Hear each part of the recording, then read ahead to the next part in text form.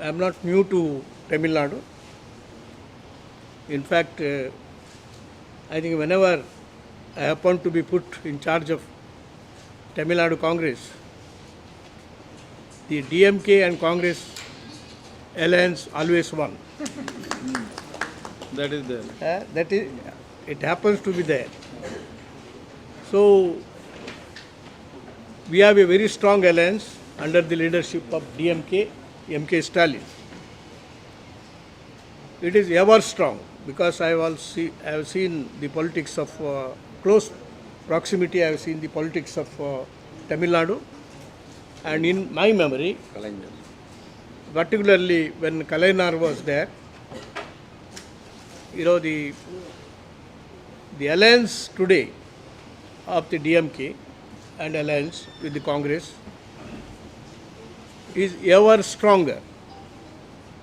I don't think we had such a united, strong alliance. Inevitably, the DMK-led alliance will bounce back to power this time. We will repeat the result of 2019 MP election, when we got 39 out of 40 seats in the parliament. Our same alliance was there, and that alliance is stronger today. So we will repeat the same result, and particularly when BJP has openly, directly joined with DMK, ADMK, the future of ADMK is sealed. I don't think the Dravidian people, but more particularly in Tamil Nadu, they like BJP and their ideology. The BJP is always for dividing the country. BJP is always against federalism. I think this is the Tamil Nadu always, which always took the lead for a federalism and a federal movement.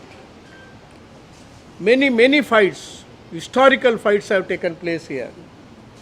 I don't think that will be forgotten by the people of Tamil Nadu, voters of Tamil Nadu, when they come to vote in this election. The anger will be more now against AIDMK and also the BJP and their combination. That will be strongly registered by the people. Even recently, it is always Indian National Congress, either under the chairmanship of Nehruji or Indira Gandhi, which always gave shelter to the Sri Lankan Tamilians. We accommodated them many countries, rehabilitated them many states, and we gave the shelter. Other day, one token, symbol, that in the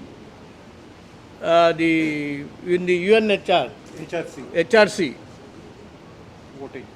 voting, the India abstained. India abstained. This is against the interest of the Tamils.